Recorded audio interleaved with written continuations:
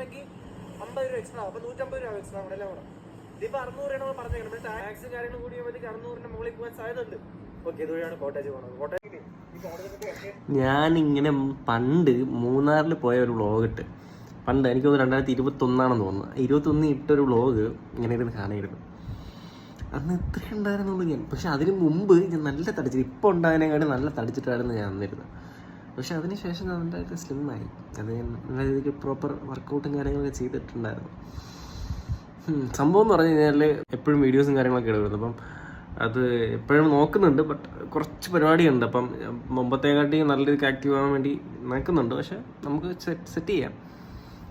കുറച്ച് പരിപാടിയുണ്ട്, അതൊക്കെ ഒന്ന് ക്ലിയർ ആയിട്ട് ചെയ്യാമെന്ന് പറഞ്ഞിരിക്കുന്നു. ഓക്കെ, വെറുതെ ഇങ്ങനെ ഒന്ന് കണ്ടു നോക്കിയതാണ്. നിങ്ങൾ ഇത് കണ്ടിട്ടില്ലെന്ന് കാണുക കേട്ടോ. നൈസാ. ചില സമയത്തൊക്കെ നല്ല ക്രിഞ്ചടിക്കും എനിക്ക്.